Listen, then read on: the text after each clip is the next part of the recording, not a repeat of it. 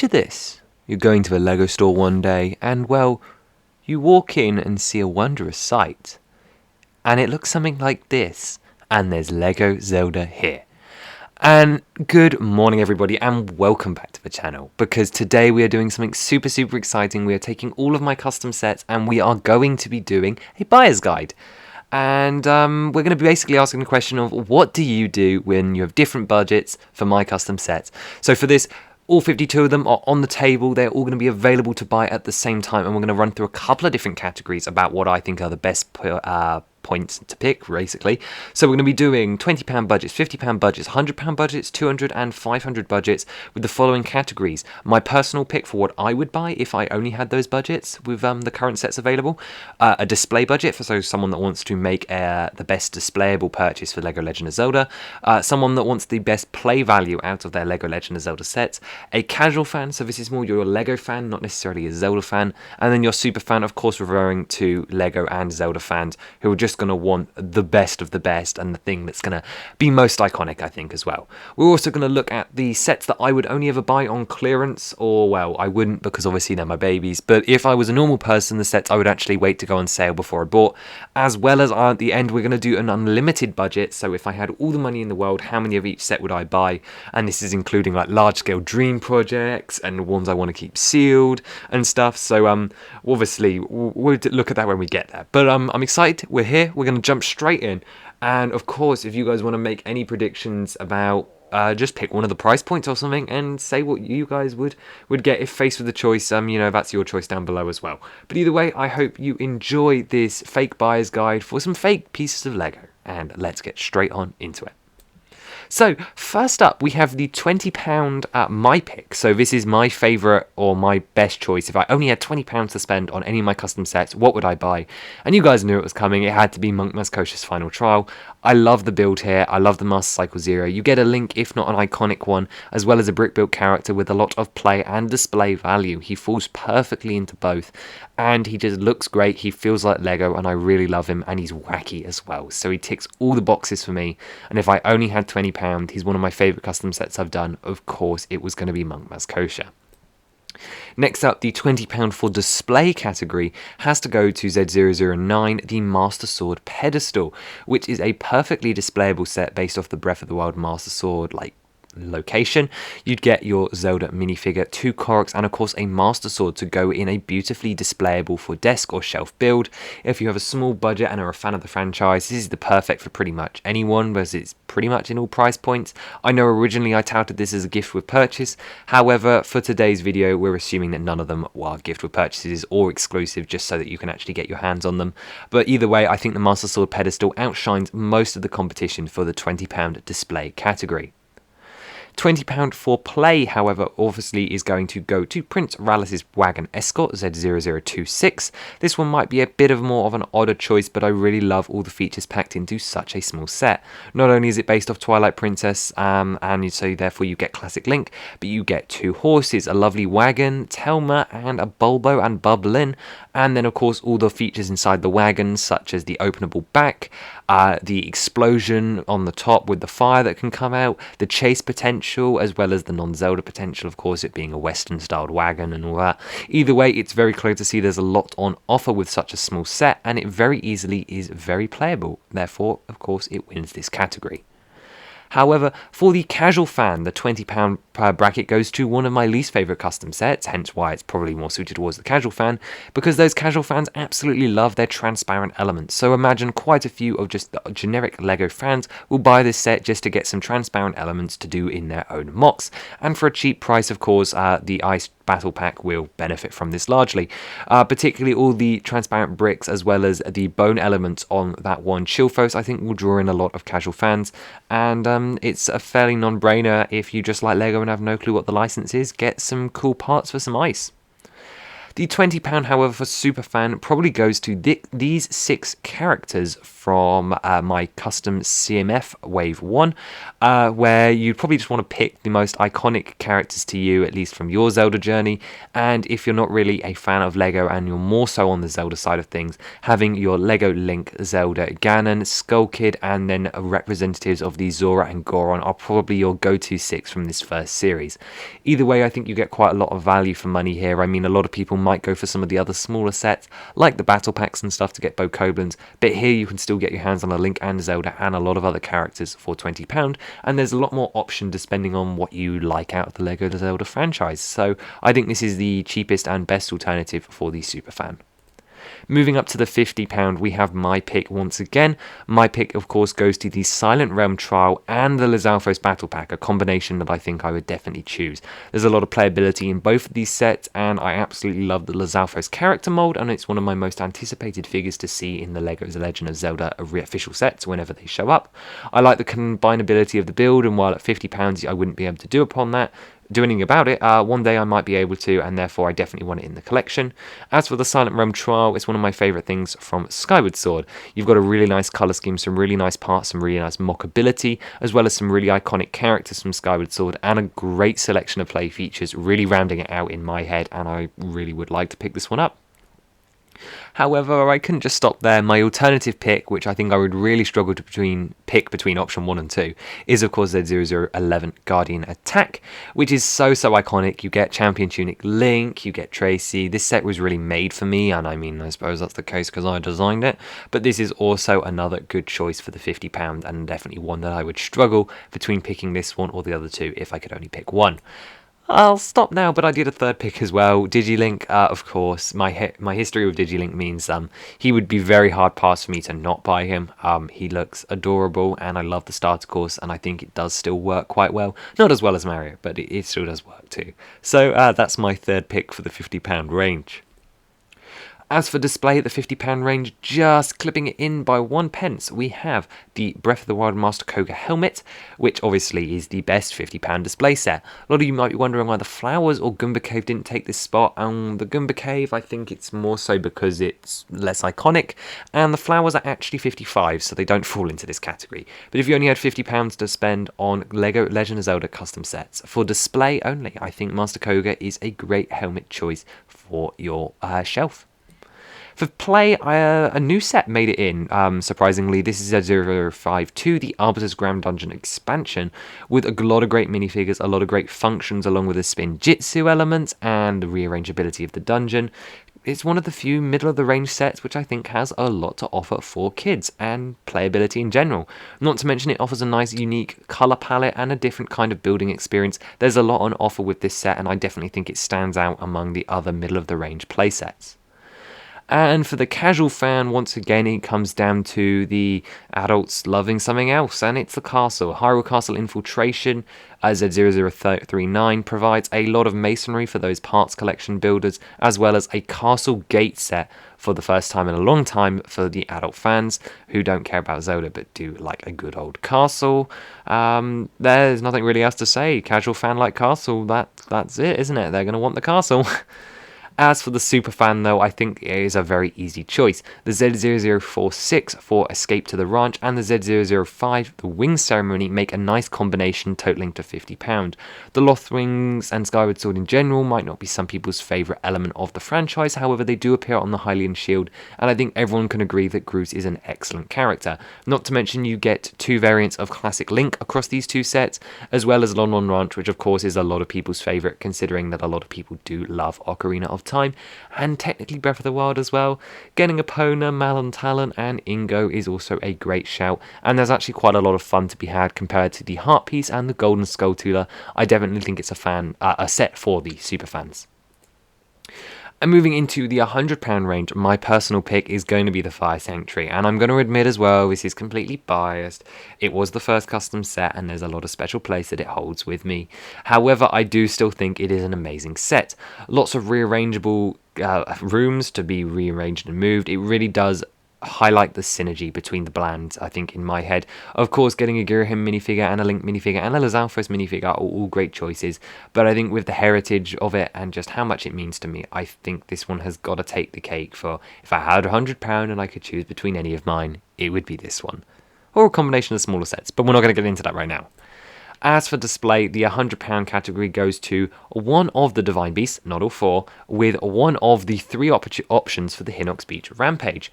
The Hinox is obviously a really iconic enemy in modern Zelda history, and I think if you're a fan of Breath of the Wild, the Divine Beasts do stand out as well. So for £100 and display, you'd be able to get your favourite of the four champions and their Divine Beast to display on the side of your desk, along with a Hinox in either the black, blue or red colour scheme, along with your Link, Loon, Roscoe and Cass minifigures, and a nice side beach build, which honestly does sort of look good on display. I mean, it's a bit more play focused, however I still think it looks good, and with the Divine Beast as well, I think it really sells as a £100 display package.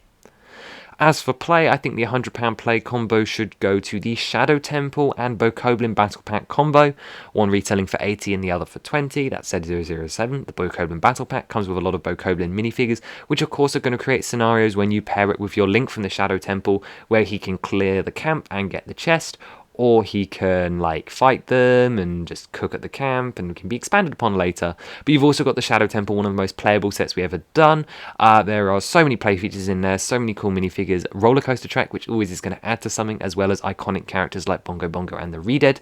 There is so much to love about the Shadow Temple. It's one of my favourite customs of all time and is extremely playable, so I think it definitely wins the category here. As for the casual fan, that person that might just want the Lego for the Lego, we've got more transparent pieces in the Z0038 Talon Tail, which contain a lot of transparent and shaded transparent pieces, which I think will be really appreciated for mocks.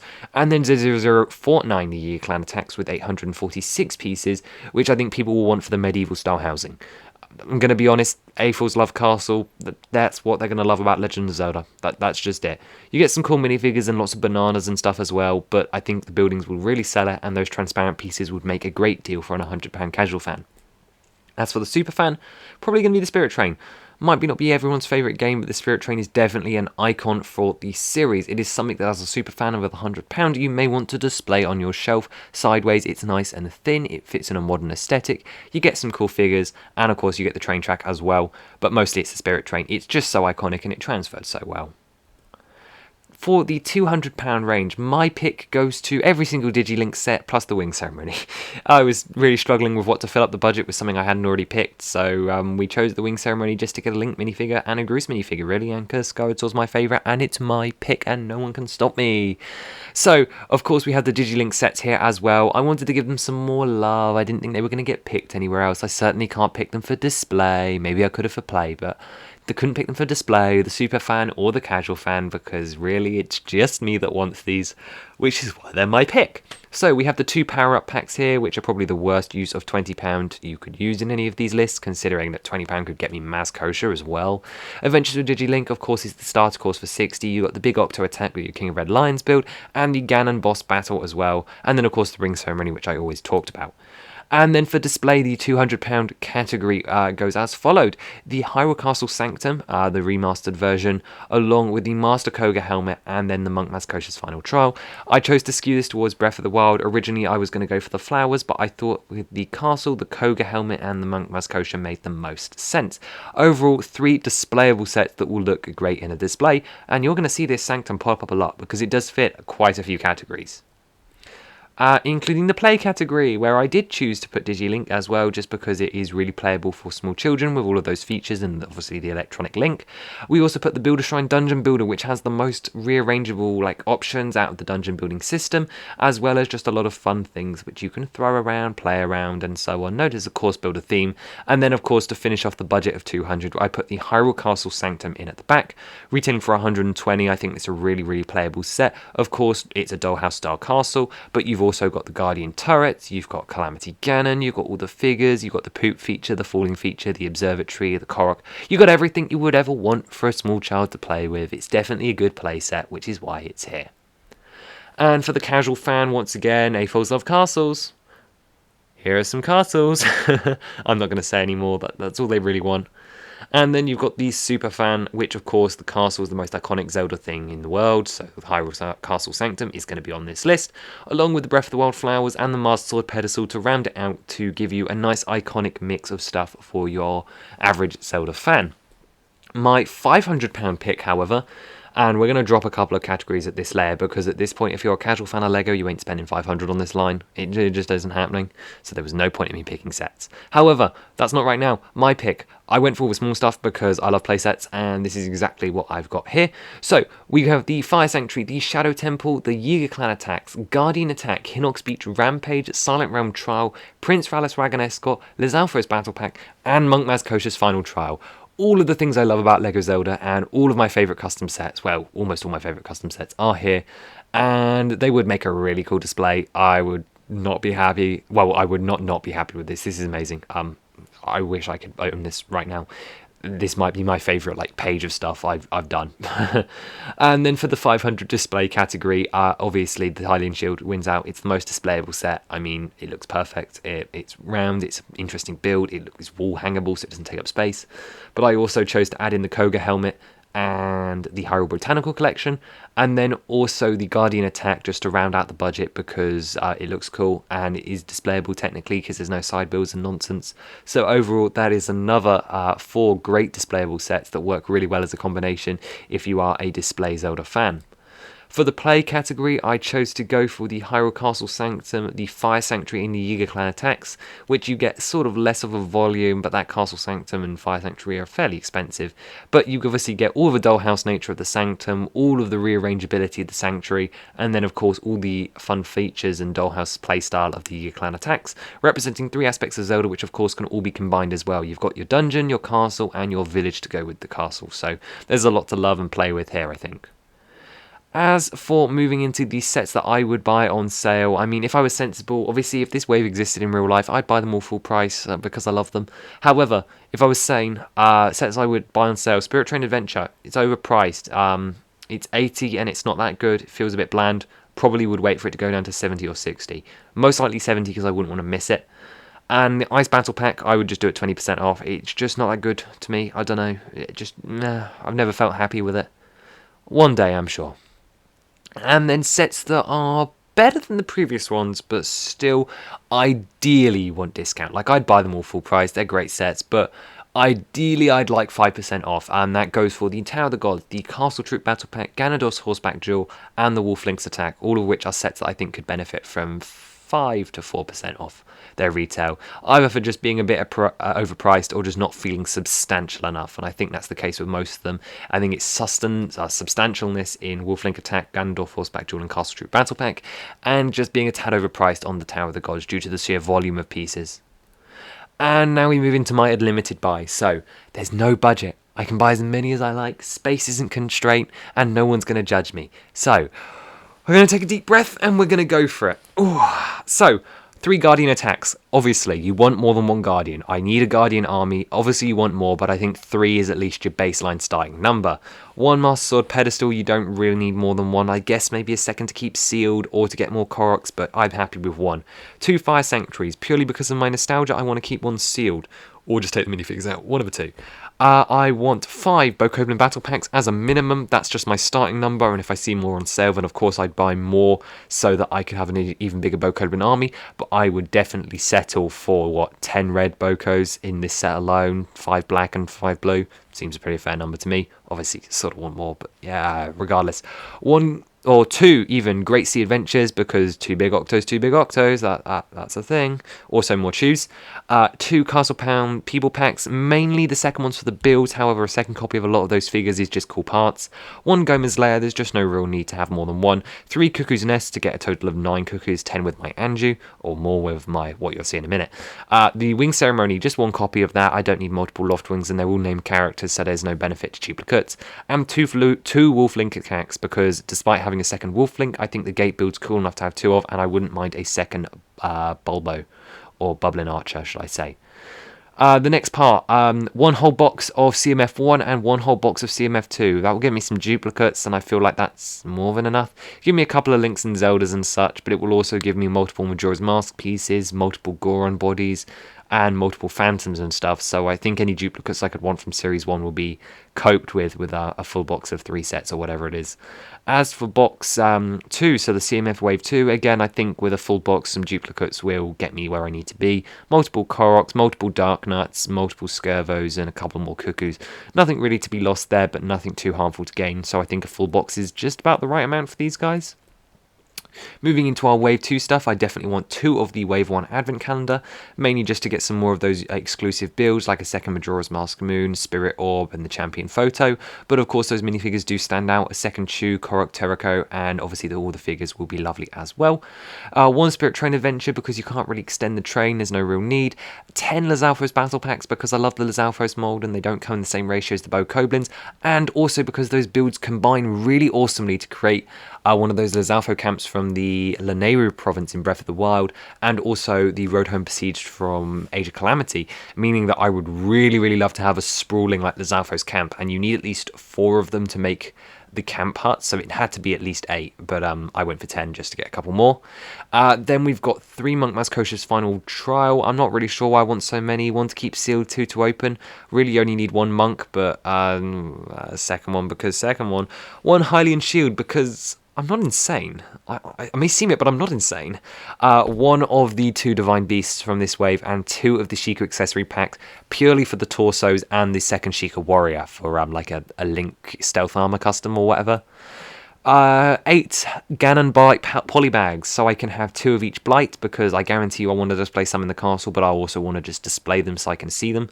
1 Shadow Temple, because as much as I love it, I don't really feel like I need a second one. 3 Ice Battle Packs, just to get lots more Freezards and Chilfos. 2 Ganondorf Horseback Jewels, so I can try and make a better set. And 2 Hyrule Castle Sanctums, because half of the feature of that set was to put them back to back and make it a cool castle. 2 Digilinks, or shall I say Dark Links from SDCC, 1 to keep sealed, 1 to open. 3 Goomba Caves so that I can expand them but also keep 1 sealed. 4 the Botanical Collections to make a bigger bouquet. 2 Prince Rallis Wagon Escorts for the second Bulbo, and just more minifigures I guess as well. And I believe that is 10 of the castle wall defences, just so I can have a big ring of walls surrounding the castle. And 2 of each of the Digilink power-ups, 1 to keep displayed on the stand and 1 to put on Link. That is why I have 3 Adventures of Digilinks, 1 to keep sealed and 2 to open, or should I say 3 to open even, and then I can put the outfits on the 2 other Digilinks and just have a big starter course. 2 of the Big Octo Attack and 2 of the Ganon Boss Battle. I'm not really sure, but more parts is more parts, and more Digi Chews and stuff. Just more characters really, and more expansion to the course building system. As for moving into Wave 3, we only need 1 of the 3-day accessory pack because all the characters are named, 1 of the Tattle and Tail because you can't really make Navi outfit, 3 of the Hinox Beach Rampages, but of course those are the Hinoxes in the different colours, so 1 red Hinox, 1 blue Hinox, and 1 black Hinox, which means you can recreate the 3 brothers from Mount Turan. Actually, scratch that, I want a fourth Hinox, the second one being in red, so that I can have 1 just normal build as well without the Mount Turan scene, because I'll just take the Hinoxes over to Mount Turan and then make a bigger beach, so I still want the original set. So 4 of those, and then 4 Silent Realm attacks, or trials even, because I like the set. 1 of the Divine Beast Varudania, 1 Divine Beast Varuta, because you don't need multiples, 2 Escape from the Ranches to combine the sets together, 5 of the Castle Troop Battle Packs, just to expand my Hyrule Royal Soldier army, but again, like the Bokoblin and Zalfos, I could happily get more. 3 of the Hyrule Castle Infiltrations to make some gates, because I don't currently have a gatehouse set, so just to sort of expand and give some variation to the wall segments. 1 Tower of the Gods, because you don't need 2. 1 Master Koga helmet, and 1 Builder Shrine Dungeon Builder.